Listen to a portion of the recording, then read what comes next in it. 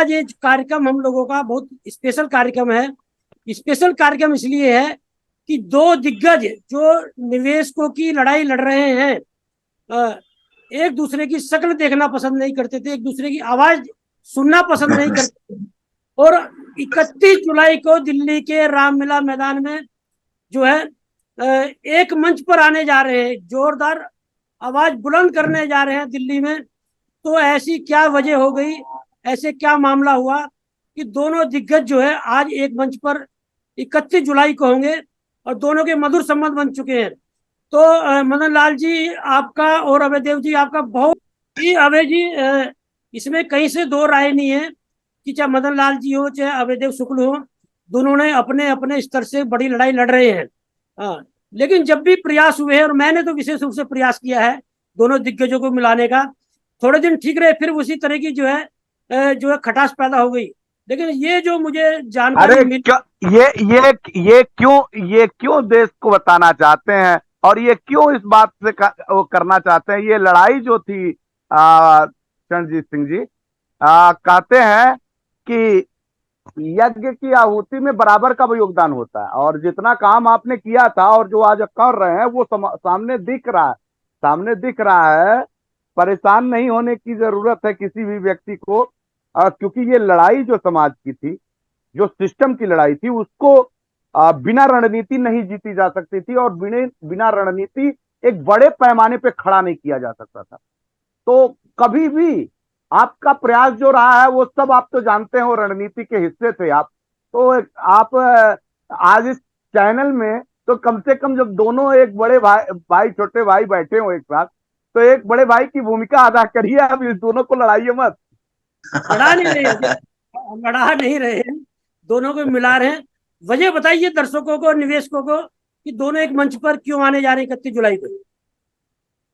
स्पष्ट साफ है चरणजीत सर, देश के 13 करोड़ निवेशक और 12 लाख कार्यकर्ता जो सहारा के हैं, और तमाम चिट फंड सोसाइटियों में, जैसे कल्पतरु है, आदर्श है, पल्स है, विश्वामित्र है, तमाम ऐसे नाम तो मैं तो जानता हूं मदन लाल आजाद जी एक साथ कम से कम 100 लोगों का नाम बोल जाते हैं, वो शायद संभव नहीं है मुझसे, लेकिन वो सारे के सारे लोगों की पीड़ा अब कहीं दिखाई नहीं देती है कि हम अब घर में बैठे रहे, अब हम शांत बैठे रहे, या फिर अब कोई ऐसा रुख ना अपनाया जाए जिससे देश की सरकारों को कोई निर्णय लेना पड़े। तो अब वो समय आ गया है कि एक बड़ी क्रांति का लहर शुरू हो गई, और उस क्रांति के लहर के में एक ही कारण है कि देश के निवेशकों का भुगतान हो, भारत सरकार की गलत नीतियों का पुरजोर विरोध हो, सहारा प्रबंधन तंत्र जैसे तमाम गद्दार देश के महाफ्रॉड जेल के सलाखों के पीछे जाए, और देश के निवेशकों का पैसा वापस आए। उसमें और कोई कारण हो ही नहीं सकता कि हम एक मंच पे किस नाते आ रहे हैं, किन परिस्थितियों के नाते। जी मदन लाल जी, यही एक कारण। मदन लाल जी आप बताइए हमारे दर्शकों निवेशकों को, अब दोनों दिग्गज 31 जुलाई को रामलीला मैदान में होंगे, आप लोग क्या करने वाले हैं और क्या संदेश देने वाले हैं? देखिए साहब, हम दोनों तो हैं ही, पहले भी एक ही थे हम, मार्ग अलग था लेकिन लड़ाई तो एक ही लड़ रहे थे भुगतान की। राजपूत साहब, तो अलग अलग कहाँ थे, थोड़ा सा रास्ता अलग हो सकता था, या रास्ता भी नहीं, मंच कह सकते हैं कि मंच अलग था। मंच अलग, मैं वही कहना, मैं ये जानता हूँ मदन लाल आजाद सर, मैं इस बात को बहुत अच्छी तरीके से जानता हूं कि जिस कानूनी लड़ाई की बात आप कर रहे हैं, वो निश्चित तौर पे देश के गरीब निवेशकों और पीड़ा को व्यक्त करने वाले लोगों का, जिसका कोई पुरता हाल लेने वाला नहीं। जी मदन लाल जी, अंतिम व्यक्ति की वो लड़ाई लड़ रहे थे आप तो, और उस लड़ाई में कुछ वैचारिक मतभेद नहीं थे, वो अपने अपने तरीके से प्रस्तुतिकरण था। बिल्कुल बिल्कुल, मदन लाल जी को बोलने दीजिए, राजपूत साहब बोलने दीजिए शुक्ला जी को, जब वो है तो फिर मेरी बोलने की जरूरत है। नहीं आप बोलिए। नहीं, मैं अपनी बात रखना चाहता था कि जो कहते हैं कि वो प्रस्तुतिकरण हम लोगों का अलग था या हमारे रास्ते अलग थे, रास्ते अलग नहीं। नहीं, लंबा होगा प्रोग्राम, आप रखिए। हाँ बताइए मदन लाल जी। तो क्यों एक हुए, आप ये जानना चाह रहे हैं, और क्या करेंगे एक हो? बिल्कुल बिल्कुल बिल्कुल। देखिए, एक होने के पीछे तो लक्ष्य एक ही है कि सबका भुगतान जल्दी से हो जाए। जो छल किया, धोखा किया देश के गृह एवं सहकारिता मंत्री अमित शाह ने सहारा निवेशकों के साथ, सहारा अभिकर्ताओं के साथ 18 जुलाई को, उससे पूरे देश में एक बड़ी पीड़ा पैदा हुई राजपूत साहब, और उस पीड़ा ने हम सबको एक कर दिया।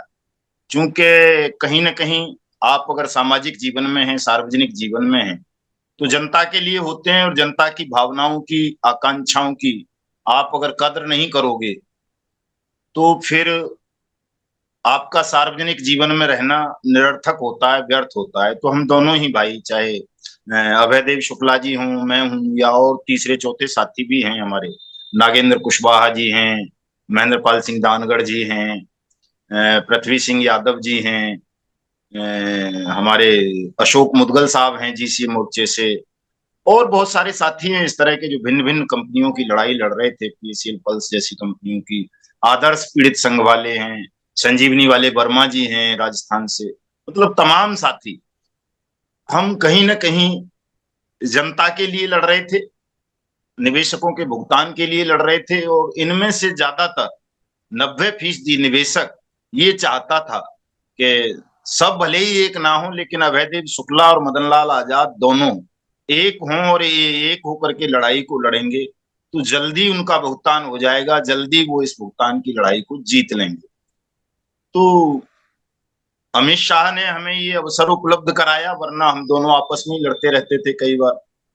लेकिन अमित शाह ने वो अवसर हमको उपलब्ध करा दिया, निवेशकों के साथ धोखा करके, सहारा इंडिया परिवार के 13 करोड़ पीड़ितों के साथ, कि हम दोनों एक मंच पर आ गए। और हमें लगा कि हमें अपने आपसी जो भी छोटे मोटे हमारे मध्य विवाद हैं, या मतभेद कह सकते हैं, मनभेद तो पहले भी नहीं था, उनको हम दूर करें और अब मिलकर के इस लड़ाई को लड़ें। क्योंकि पीड़ा इतनी प्रबल हो गई है, पहाड़ बन गया है। वो कहते हैं ना साहब, कभी दुष्यंत ने एक वो शेर कहा है बहुत अच्छा, कि हो गई है पीर पर्वत सी पिघलनी चाहिए, इस हिमालय से कोई गंगा निकलनी चाहिए, सिर्फ हंगामा खड़ा करना मेरा मकसद नहीं, मेरी कोशिश है कि सूरत बदलनी चाहिए, और मेरे सीने में नहीं तो अब देव साहब के सीने में सही, हो कहीं भी आग, लेकिन आग लगनी चाहिए। तो जब दोनों ही तरफ आग लगी थी, मेरे सीने में भी आग लग रही थी, अभय देव साहब की भी लगी हुई थी, सबके सीनों में, हमारे में एक ही आग थी। तो एक न एक दिन वो आना ही था साहब, कि इस आग आग का सम्मिलन होना था।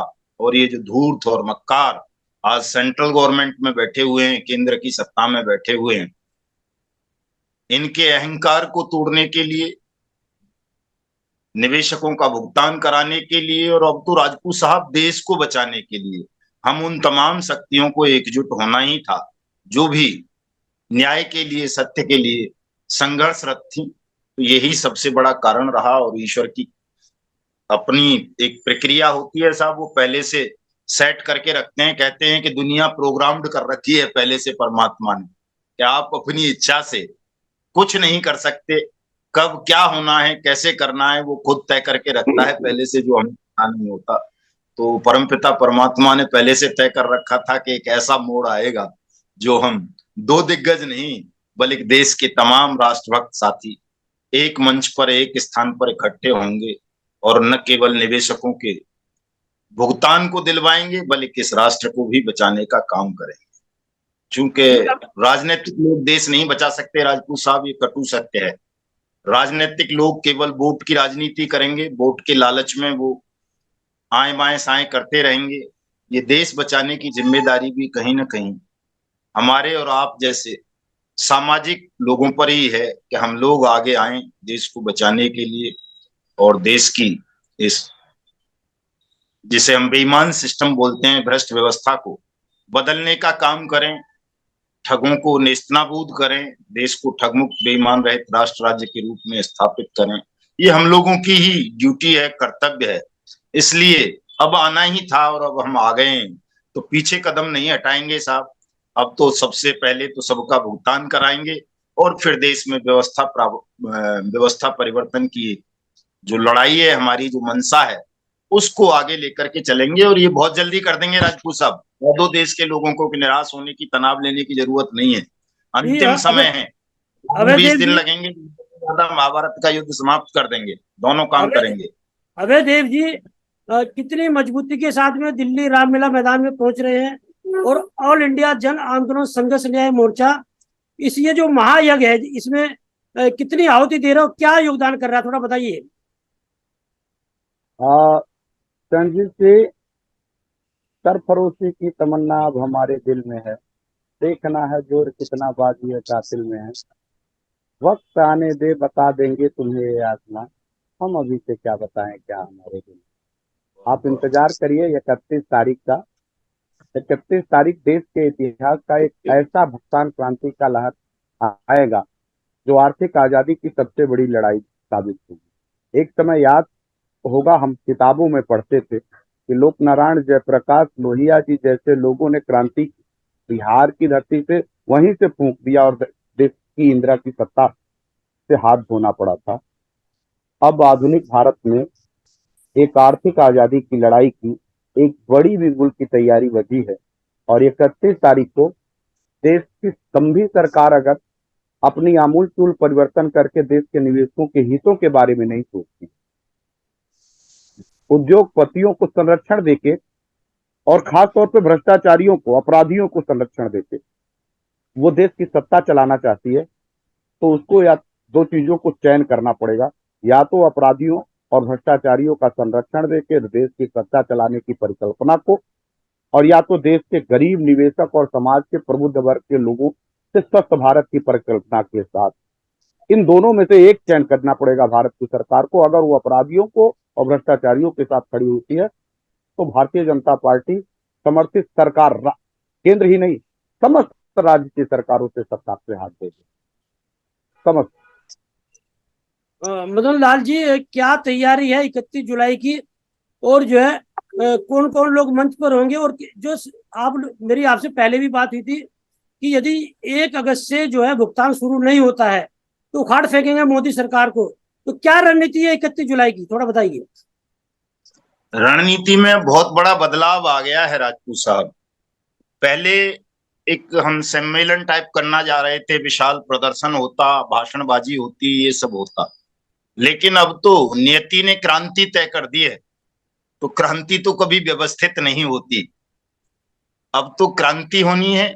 मैं तो निश्चिंत हूं अब चूंकि अभयदेव जी आ गए हैं और तमाम दूसरे साथी आ गए हैं, और केवल 2-3 लोग भी अगर जुड़ जाएं ये, तो मैं तो चादर ओढ़ के सो जाऊंगा। हमारे रामदेव गौतम जी, अभयदेव शुक्ला जी और महेंद्र पाल सिंह दानगढ़, अगर ये तीनों जिस मंच पर एकजुट हो जाएंगे, जिस कार्यक्रम में एकजुट हो जाएंगे, वहां मेरी कोई आवश्यकता नहीं पड़ेगी। मैं तो पीछे से अपना चलता रहूंगा जिंदाबाद करता हुआ आगे को।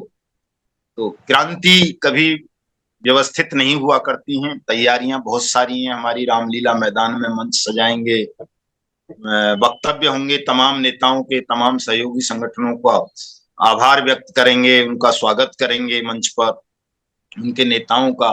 और फिर वहां से पार्लियामेंट चूंकि चल रहा है, पार्लियामेंट तक मार्च भी करेंगे, वो बहुत महत्वपूर्ण है। मेरा इरादा ये है कि हम पार्लियामेंट को घेर लें 31 जुलाई को, और अब शायद घेर लेंगे, चूंकि अब तो लाखों साथी आ रहे हैं, जैसा कि वो मिल रहा है आउटपुट हमें। सरकार घबराई हुई है, रोज पुलिस की पत्रावलियां आ रही हैं, कॉल्स आ रही हैं कि साहब प्रोग्राम स्थगित कर दो, 15 अगस्त है, ये है वो है। टीवी वाले कह रहे हैं दिल्ली में बाढ़ आ रही है, कोई मत आओ, क्योंकि यहाँ सूखा पड़ रहा है। मैं और आप तो दोनों दिल्ली में ही बैठे हैं, देख रहे हैं। तो लोगों को तरह तरह से डराने का, भ्रमित करने का प्रयास किया जा रहा है, लेकिन फिर भी हमारे तमाम साथी आएंगे साहब। और जैसा कि आपने अभी कोट किया कि 1 अगस्त से आपने भुगतान की बात कर दी है, तो भुगतान तो सरकार खुद कह रही है कि हमने 18 जुलाई से ही शुरू कर दिया। हमें उसको धरातल पर लेके आना है केवल, कि भाई जो 18 जुलाई से शुरू किया है उसे 1 अगस्त से धरातल पर ले आओ, ईमानदारी पूर्ण ढंग से सबका भुगतान कर दो। अगर सत्ता बनाए रखना चाहते हो, अपनी सत्ता नहीं बनाए रखना चाहते हो तो मत करो, फिर तुम्हें सत्ता से उखाड़ के फेंकेंगे, तुम्हारी सत्ता का अंत करेंगे। वो ताकत हमें दी है, देश ने दी है, परमात्मा ने दी है, कि अगर सत्ता में बैठे हुए लोग ईमानदारी से शासन नहीं कराएंगे, छल करेंगे देश के साथ, जनता के साथ, तो हम उन्हें उखाड़ के फेंक देंगे, उनका अंत कर देंगे। इसमें कोई रहस्य नहीं है, कोई गोपनीयता नहीं है, कोई छुपाव नहीं है। मैं तो हमेशा बोलता हूँ।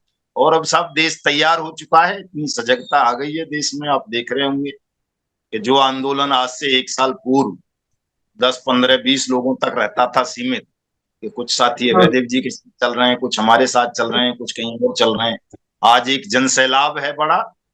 और इस सैलाब के सामने मोदी सरकार भुगतान लंबित रख पाएगी या कोई गोली दे पाएगी, धोखा कर पाएगी, मुझे नहीं लगता। अगर ऐसा वो करती है तो मैं समझूंगा शायद वो परमात्मा ने उनकी बुद्धि खराब कर दी है, कि वो जो कहते हैं ना कि जब नाश मनुष्य पर छाता है, बुद्धि विवेक मर जाता है। तो हो सकता है उनकी बुद्धि विवेक का हरण कर लें परमात्मा, उनका सर्वनाश ही करवाना हो। तो हो जाएगा, ये 31 जुलाई को ही हो जाएगा। 1 अगस्त की शायद जो पहले वाली रात्रि है उसी में कर देंगे संभवतः। तो 1 अगस्त से तो अबे भुगतान होना ही होना है, जी, निश्चिंत अभय रहिए। जी, जी अभय जी, अभी जो है अमित शाह ने जो सारा रिफंड पोर्टल खोला है और मदन लाल जी ने भी अभी थोड़ी उसकी चर्चा की। 18 जुलाई से भुगतान शुरू हो चुका है। तो ये सारा रिफंड पोर्टल अमित शाह जो बोल रहे हैं 10,000 के जो भुगतान की बात, बताइए थोड़ा दर्शकों को क्या है ये घालमेल, क्योंकि कई दिन से मैं सुन रहा हूँ कि बहिष्कार करेंगे इसका और सुप्रीम कोर्ट भी जाएंगे, थोड़ा बताइए। देखिए राजपूत जी, अगर भारत की सरकार ने इस पोर्टल को लॉन्च किया होता, देश के प्रधानमंत्री नरेंद्र मोदी और गृह मंत्री ने इस पोर्टल को लॉन्च किया होता, तो निश्चित तौर पे देश के निवेशकों और देश के पीड़ितों को हक की बात होती। लेकिन ना तो इस भारत की सरकार ने, ना नरेंद्र मोदी ने, या फिर ना कहिए अमित शाह की मंत्रिमंडल ने इस पोर्टल का लॉन्च किया। इस पोर्टल का जो लॉन्च हुआ है वो भारत के पैरेलल बॉडी सत्ता चलाने वाले प्रधानमंत्री क्या बोलते हैं, सुब्रत राय और गृह मंत्री ओपी श्रीवास्तव की पोर्टल है, जिसको हरी झंडी दिखाने और उसका प्रचार प्रसार करने की जिम्मेदारी भारत सरकार को मिली है। और उसके जो कहते हैं ना कि जब शादी विवाह में अपना घर जगह छोटा हो तो हम रेस्टोरेंट या बड़ा होटल ले लेते हैं, वहां से शादी विवाह करते हैं, संपन्न कराते हैं। तो उस तरह के शादी विवाह की तरह का जो किराए का घर लेना चाहते थे, हालांकि वो जिस मामले को उठा रहे हैं वो वास्तविक घर वही है, क्योंकि वहां नियामक बॉडी रहती थी, लेकिन वो भी उस समय लग रही थी कि वो स्वीपर का काम कर रही है, स्वीपर का, उनकी झाड़ू पोछे और उनके दावा भगत का काम कर रही। बाकी वो सारे अपराधी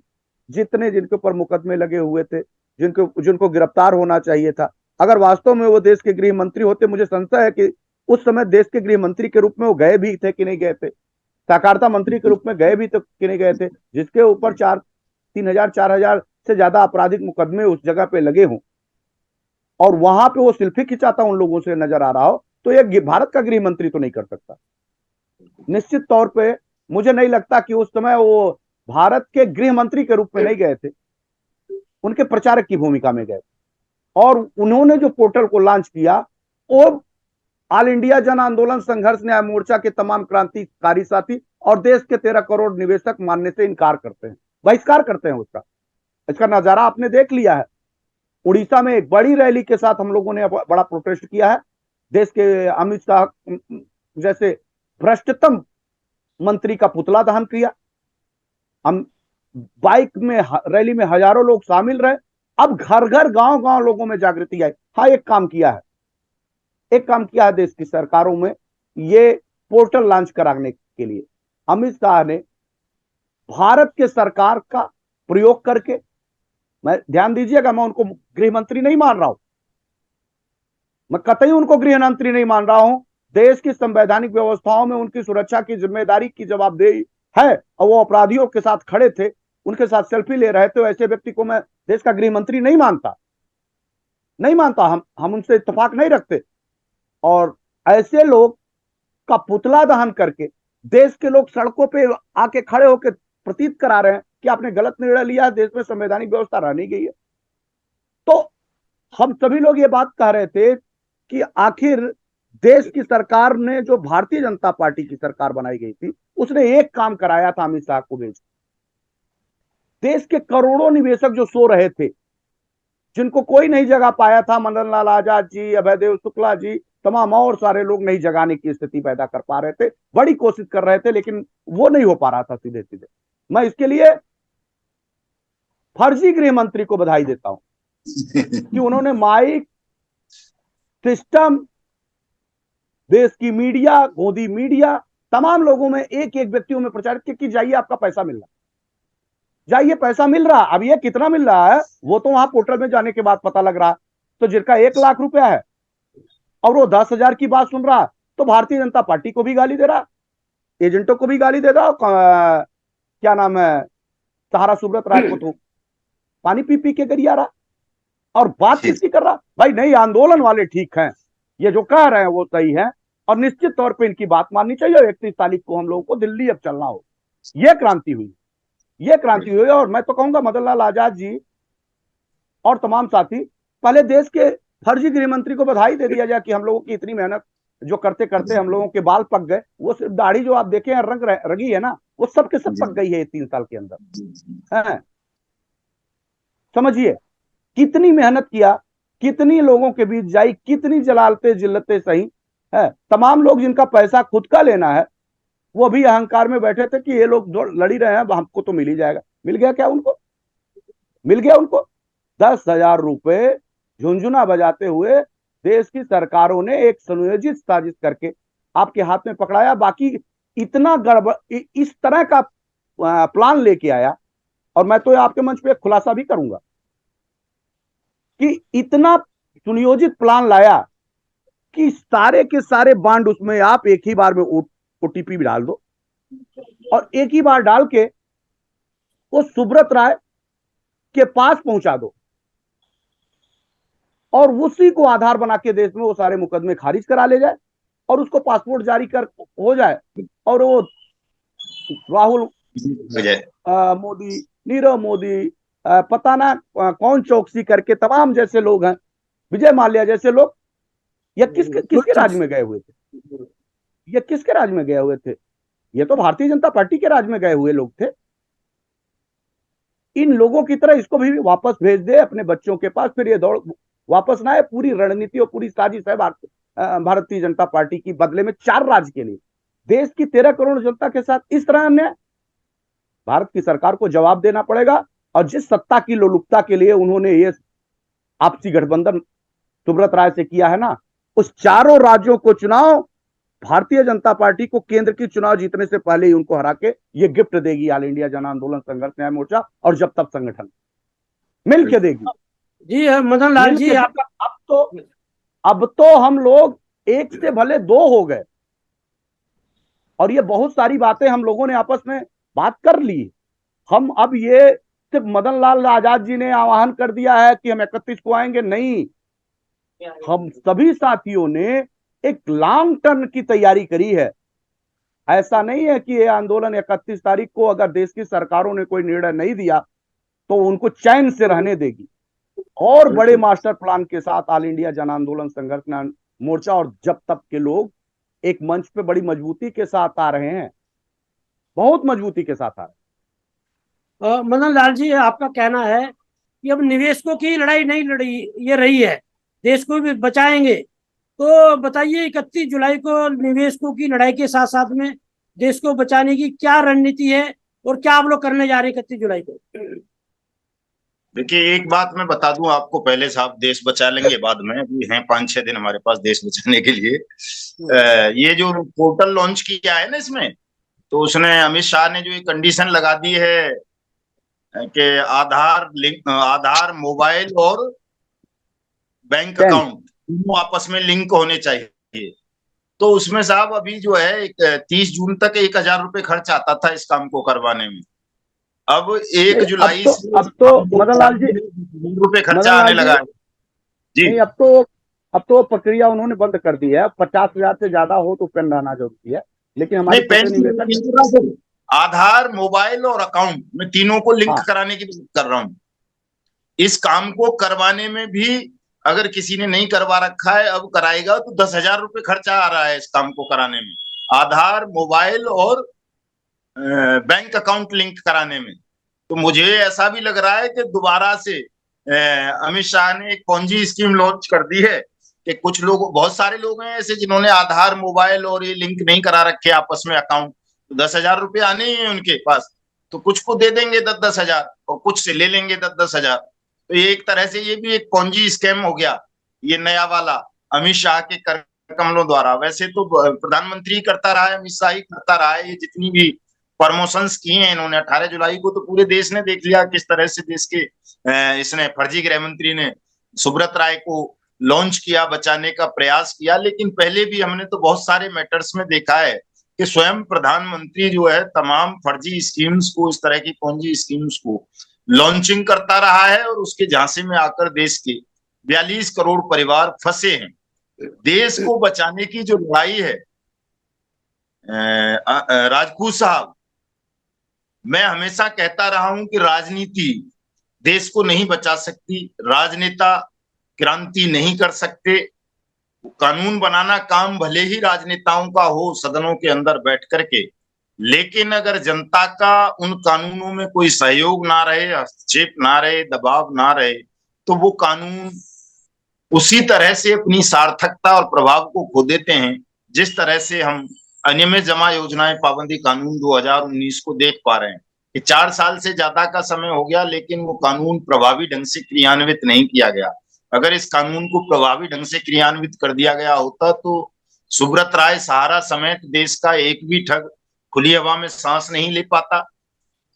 उन सब की प्रॉपर्टी सीज करके जिला कलेक्टर्स ही अपने अपने जिले के लोगों को भुगतान कर देते, लेकिन उस कानून को प्रभावी ढंग से लागू नहीं किया गया। वो इसलिए नहीं किया गया चूंकि जनता का कोई दबाव सरकार पर बन नहीं पा रहा था।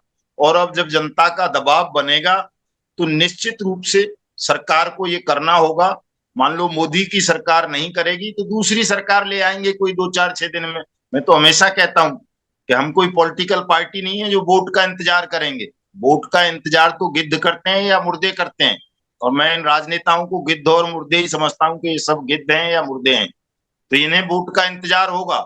हम देश की जनता है राजपूत साहब, और देश की जनता का वोट से कोई लेना देना नहीं है कि साहब हम इंतजार करेंगे 5 साल का या 1 साल का कि 2024 में आम चुनाव होगा तो मोदी को वोट ना दे करके हरा देंगे।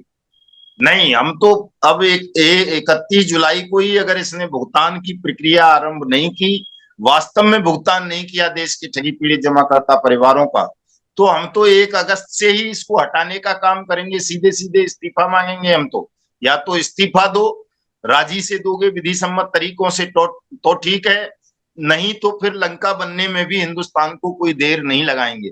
लंका से भी बुरी स्थिति हम भारत में बैठे हुए बेईमान शासकों की कर देंगे। जिस तरह से लंका की जनता ने राष्ट्रपति और प्रधानमंत्री को देश छोड़ने के लिए मजबूर कर दिया था, वहां वही स्थिति हम यहाँ कर देंगे। चूंकि ये अपने प्रधानमंत्री या गृह मंत्री होने का के कर्तव्य का ईमानदारी से पालन नहीं कर सके, इसलिए इनका कोई अधिकार नहीं है अब देश में प्रधानमंत्री या गृह मंत्री के पद पर बने रहने का।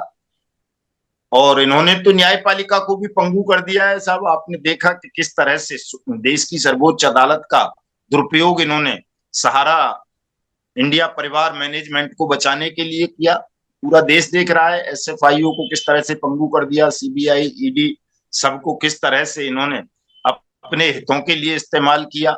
कहाँ तो देश में खौफ है कि साहब ईडी बहुत खतरनाक एजेंसी है, सीबीआई बहुत खतरनाक है मोदी जी की, लेकिन सुब्रत राय के लिए उन्होंने इनको सबको लुंज पुंज बना दिया। सबका इस्तेमाल इस ढंग से कर दिया कि सीजेआई, चंद्रचूड़ भी बेचारे जो है मजबूर हो गए सुब्रत राय को बचाने के लिए। तो ये जो स्थिति आई है साहब कि आज न्यायपालिका, कार्यपालिका, विधायिका, मदन लाल जी माफ करिएगा, ये कोई बेचारे नहीं, ये सब भ्रष्टाचारी हैं, चाहे ऊपर से लेके नीचे तक।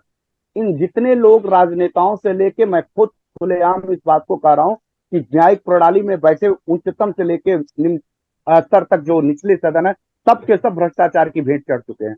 और सबको रुपया दिखता, बाप बड़ा ना भैया, सबसे बड़ा रुपया। और ये सब के सब पीछे के रास्ते से बड़ी मोटी रकम लेकर के देश के लोगों को, गरीब लोगों का खून चूस रहे हैं। और इनको सत्ता परिवर्तन ही नहीं, सारी व्यवस्था परिवर्तन की जरूरत। मैं बहुत अहंकार से इस बात को नहीं कह रहा हूं, लेकिन मैं इस बात को जरूर कह रहा हूं कि देश सच है, अहंकार का है। वही तो मैं कह रहा हूँ, और चौथा स्तंभ मीडिया, चारों इस वक्त अपराधियों के चंगुल में हैं। और ये प्रकृति का नियम है कि जब भी ऐसी स्थितियां कहीं किसी राष्ट्र में, राज्य में या देश में बनती हैं कि जब शासन, प्रशासन, न्यायपालिका और कानून बनाने वाली विधायिका और उसके साथ साथ ये इन सब पर निगरानी रखने वाला चौथा खंबा मीडिया जिसको कहते हैं, अगर ये भी उन के साथ मिल जाए तो उस वक्त क्रांति होनी ही होती है। क्रांति की आने की जो साहब एक क्या कहेंगे संकेत जो है वो यही होता है कि जब तमाम लोग शोषण से, उत्पीड़न से, करप्शन से व्यथित होने लगे, सबको प्रभावित करने लगे, ये चीजें सब पर अपना खूनी पंजे में जकड़ लें, सबको, शासन, प्रशासन, न्यायपालिका, विधायिका, मीडिया, तीडिया, उस वक्त क्रांति आती है। यही क्रांति का नियम है। और आज ये हो चुका है हिंदुस्तान में कि ठगों ने और अपराधियों ने यहाँ के मीडिया पर कब्जा कर लिया है, शासन पर कब्जा है, प्रशासन पर कब्जा है, न्यायपालिका पर कब्जा है, विधायिका पर कब्जा है पूरी तरह से। और इसलिए अब क्रांति होगी और ये बहुत जल्दी होगी। 9 अगस्त आ रहा है। कभी जब हमारा देश गुलाम था तो 9 अगस्त 1942 को ही भारत ने एक नारा दिया था कि अंग्रेजों भारत छोड़ो। हम भी कहेंगे कि ठग भारत छोड़ो। क्रांति दिवस है 9 अगस्त को। जी, क्रांति दिवस पर ही हम भी ये नारा दे देंगे कि ठग बेईमानों भारत छोड़ो, और नहीं छोड़ोगे तो पिटोगे भाई, सीधी सी बात है। भारत इतना नपुंसक और कमजोर भी नहीं है कि पीट ना सके। हम तो निकले ही इसलिए। मैं तो हमेशा कहता हूं कि मैं तो प्रत्येक नागरिक को इतना आत्मनिर्भर बना देना चाहता हूं कि अगर कोई प्रधानमंत्री भी झूठ बोले, बेईमानी करे और जनता को पता चल जाए तो कोई भी आदमी उठा के 5 जूते मार दे उसमें। यही हमारे भारत की गौरवशाली परंपरा रही है कि बड़े से बड़े पद पर बैठे हुए व्यक्ति को भी आम जनता भी पंचायत बुलाकर जूते मार देती थी कि भाई 5 जूते मारो, इसने गलती की है। और यहाँ तो साहब डर रहे हैं, पूजा कर रहे हैं बेईमान की, चोर की। तो ऐसा नहीं, हम तो चाहते ही वैसा हिंदुस्तान है, बिल्कुल प्राचीन हिंदुस्तान, सनातन हिंदुस्तान, जहां मुखिया में भी 5 जूते मारने का एक मामूली नागरिक हैसियत रखता था अगर मुखिया गलत करे तो।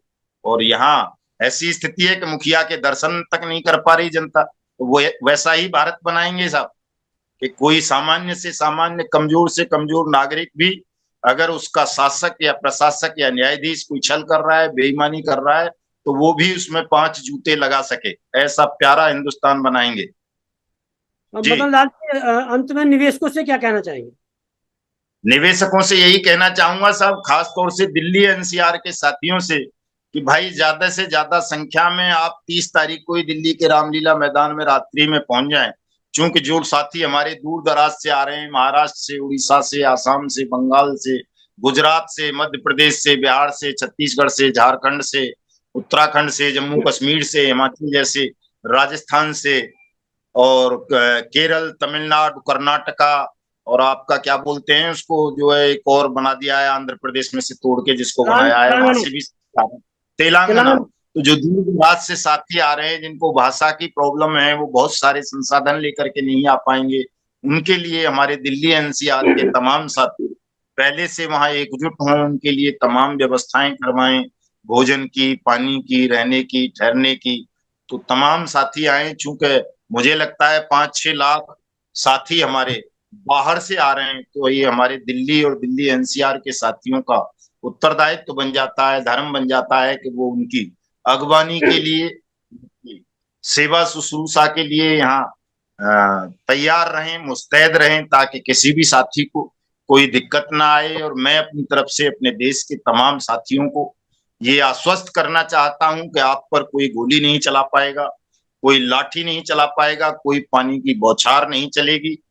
आप आइए, सब कुछ शांति से निमट जाएगा। नरेंद्र मोदी को आपके सामने समर्पण करना पड़ेगा।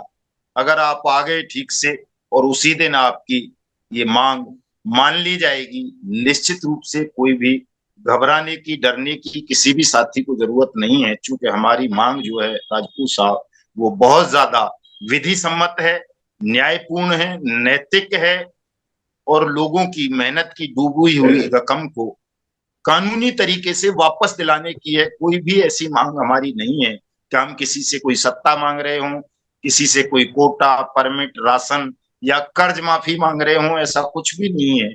हम तो केवल और केवल ये कह रहे हैं कि जो आपने कानून बनाया है, भुगतान की गारंटी का अधिकार देश के निवेशकों को दिया है, उस कानून की अनुपालना करते हुए आप हमारे देश के तमाम निवेशकों का और हमारे अभिकर्ता साथियों का मेहनताना वापस कर दें। अगर आप ये नहीं करोगे तो अब पीड़ा बहुत ज्यादा बढ़ गई है, बर्दाश्त नहीं होता। हम आपको अभय जी, सत्ता से हाँ जी, अभय जी, अंत में निवेशकों से क्या कहना चाहेंगे? अभय जी, आवाज आ रही मेरी? अभय जी। हाँ, हमारी आवाज आपको आ रही है क्या? हाँ, मुझे आ रही है। जी, आप निवेशकों से क्या कहना चाहेंगे अंत में? आवाज आ रही मेरी? हाँ हाँ, आ रही है निवेशकों साहब, आ से रही क्या? है। हाँ, निवेशकों से क्या कहना चाहेंगे? देखिए, मैं निवेशकों से और सभी साथियों से इस बात को कहूंगा, देश में जितने भी चिटफंड सोसाइटियों से पीड़ित हैं, चाहे वो सहारा के हो या अन्य किसी कंपनियों के, आज ये मौका है। आप हाथ से गंवा देंगे तो अपने पैसे का भुगतान की प्रक्रिया में कईयों साल बाधक के रूप में बनेगा। दो व्यक्ति दो रास्ते पे लगातार लड़ाई लड़ रहे थे और आज एक मंच पे आके इस लड़ाई को बड़ा करने की कोशिश कर रहे हैं। इसमें आपका हित है, इसमें आपका भी हित है। बहुत सारी स्थिति कहीं ये ना हो जाए कि वो शोले पिक्चर का वो असरानी की भूमिका हो, आधा इधर आइए आधा इधर जाइए, पीछे देखो तो कुछ नहीं दिखाई, जी जी। पीछे देखो तो कुछ नहीं, अकेले। तो ऐसा मत करिएगा जिससे तमाम लोगों की उम्मीदें टूट जाएंगी। और लोग आज 3,000 से ज्यादा लोग, मैं अकेले बात कर रहा हूँ क्योंकि मैंने बहुत ज्यादा मेहनत सहारा के पीड़ितों के ऊपर करी है, लड़ाई उनकी लड़ी है, तो बहुत सारी चीजें मुझे अनुभव के आधार पर वहां सुनने को और देखने को भी मिलेगा। मदन लाल आजाद जी हैं और तमाम ऐसे लोग हैं, तमाम ऐसे पीड़ित व्यक्ति हैं जिनकी आंखों उनके सामने ये व्यथा देखने और सुनने को मिलेगी कि उनकी व्यथा क्या है। तो उन लोगों की भी दर्द, उन लोगों की भी पीड़ा को जब देखता हूं तो मैं सम्मिलित समय वेश मिलाने की चाहता हूं कि अगर इतनी पीड़ा यहाँ है तो उन लोगों का जो और चिटफंड सोसाइटियों में है उनके परिवार के लोगों के ऊपर क्या बीत रही है। अगर बीत रही है, परेशान है, परिस्थितियां हैं, तो फिर मौका है और दस्तूर भी है। बिल्कुल लोहा सर। गर्म है, हथौड़ा बड़ा चलाइए ताकि भारत की सरकार को नतमस्तक होकर आपकी सभी बात को सुनना पड़े। और सत्ता परिवर्तन तो यही जनता करती है। बिल्कुल। हम व्यवस्था परिवर्तन की बात सरकार से कर रहे हैं, समझ में जी। आएगी सरकार तो ठीक। मैं कह रहा था, देश भर के लगभग मेरा आग्रह और निवेदन है कि आज जो 31 तारीख का कार्यक्रम तय किया गया है, ये देश के तमाम निवेशकों के लिए एक बड़ी उम्मीद लेके आने वाली। और निश्चित तौर पर मैं वादा करता हूं कि हम बार बार इस बात को कहते थे कि कहीं किसी जिले, किसी राज्य, किसी जनपद या देश की राजधानी में कहीं आप 1 लाख से ज्यादा लोग खड़े होइए, देश की सरकारों को तुरंत निर्णय लेना पड़ेगा। देर शाम तक आप जो कहेंगे, जिस तरह से कहेंगे, सरकार आपकी बात को मानने के लिए बाध्य होगी। नहीं मानेगी, हठधर्मता करेगी, तो उनका सत्ता परिवर्तन हो जाएगा, लेकिन आपका पैसा मिल जाएगा। तो मैं पहली बार आपके मन से इस बार को भी कह रहा हूं कि भारत सरकार निश्चित तौर पे भ्रष्टाचारियों के साथ भी है और हठधर्मता भी कर रही है। तो अगर वो हठधर्मता करती रहेगी, नहीं मानेगी, तो उसको सत्ता से हाथ धोना पड़ेगा। जिस तरह से भारत सरकार ने पोर्टल को लॉन्च किया है, बिना किसी टेंडर से किए, सहारा प्रबंधन तंत्र के खास आदमी को पोर्टल का टेंडर, बिना टेंडर की वो व्यवस्थाएं जारी करा दी है। पोर्टल जिसके माध्यम से वो सारा पैसा लेके जा रहा है और सारे कागज लेके आपको प्रस्तुत करा रहा है सीधे सुब्रत राय को। तो निश्चित तौर पे ये सरकार ने बहुत बड़ा फ्रॉड किया है देश के निवेशकों के साथ, और इस जघन्य अपराध के लिए भारत सरकार को कभी माफ नहीं किया जा सकता, कभी माफ नहीं किया जा सकता।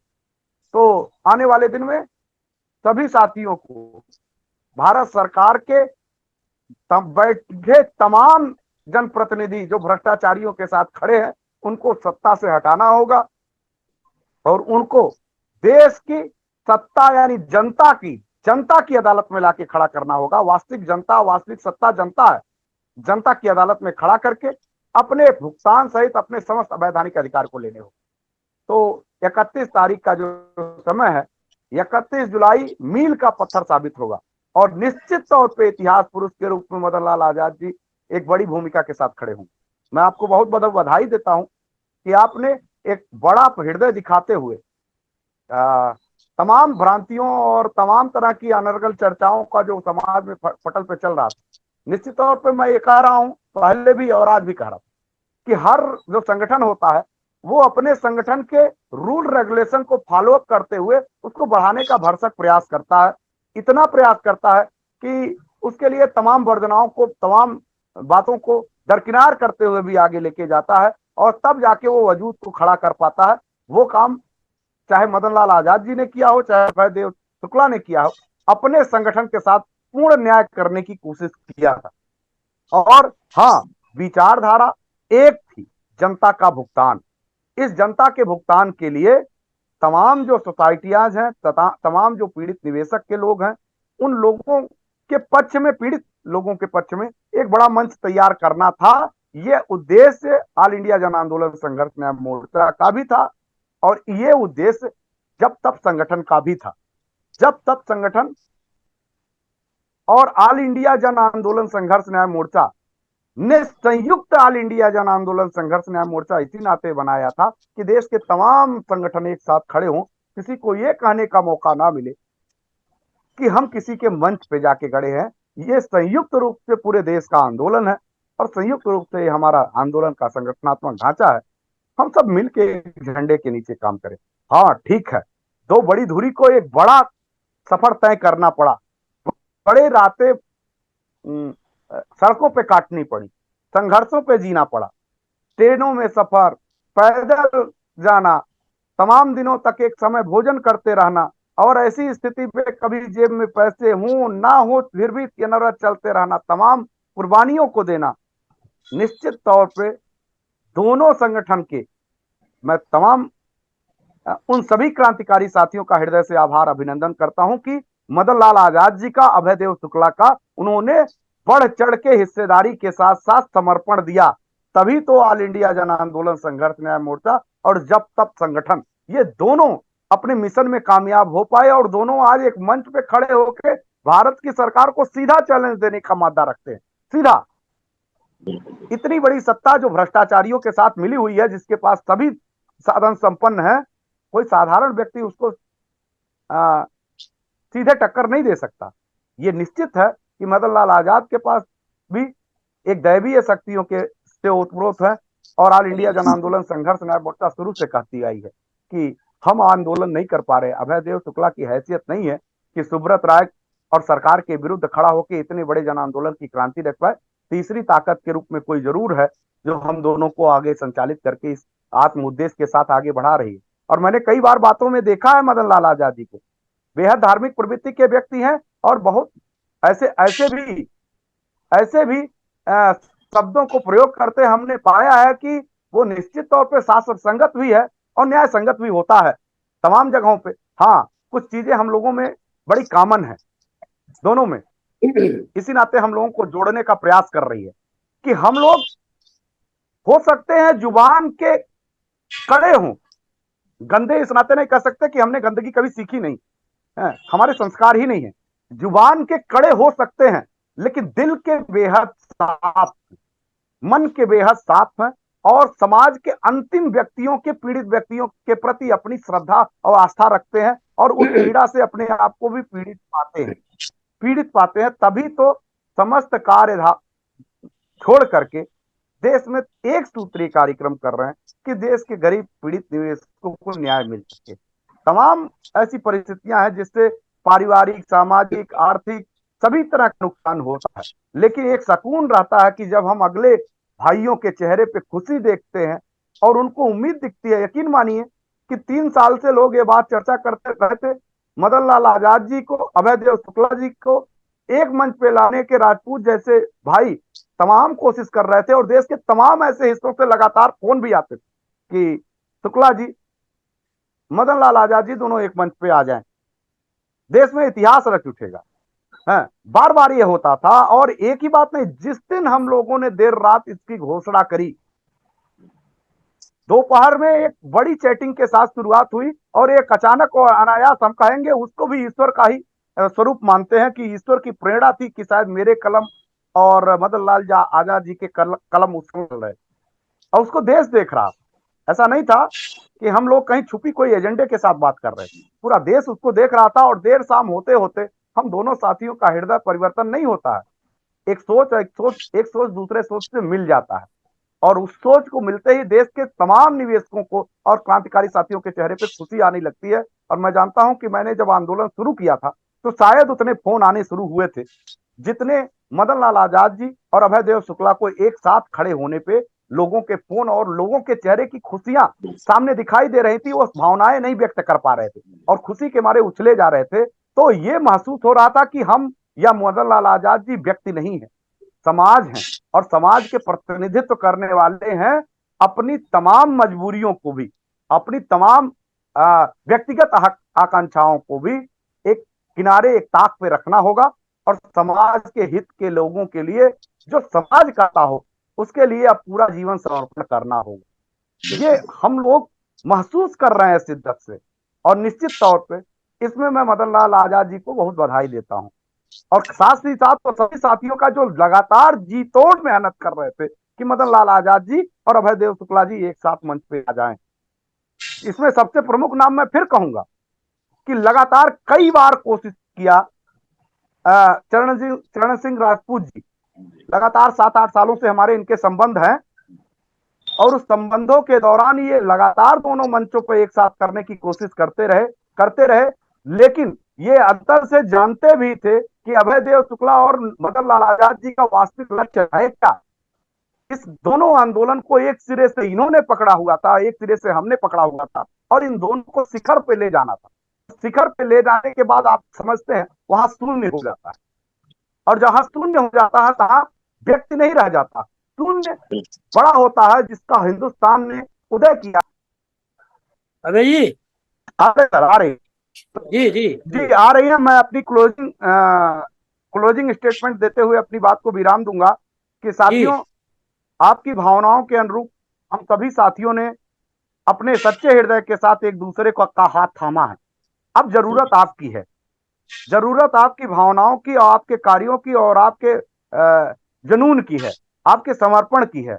अगर आज आप लोगों ने अपना समर्पण दिखा दिया तो यकीन मानिए कि उन मुरझाए चेहरों पे खुशियां आएंगी, और तमाम लोगों को, जिन सुब्रत राय, सहारा प्रबंधन तंत्र, तमाम चिट फंड सोसाइटियों के ठगी पीड़ित परिवार के लोग और उनके द्वारा किए गए उन सभी जी बहुत बहुत धन्यवाद मदन लाल जी और अभय देव जी, बहुत बहुत धन्यवाद आपका। लेटेस्ट खबरों के लिए सब्सक्राइब करें हमारा YouTube चैनल या फिर लॉग इन करें www.delhidarpantv.com। खबरों की कवरेज और विज्ञापनों के लिए संपर्क करें इस नंबर पर।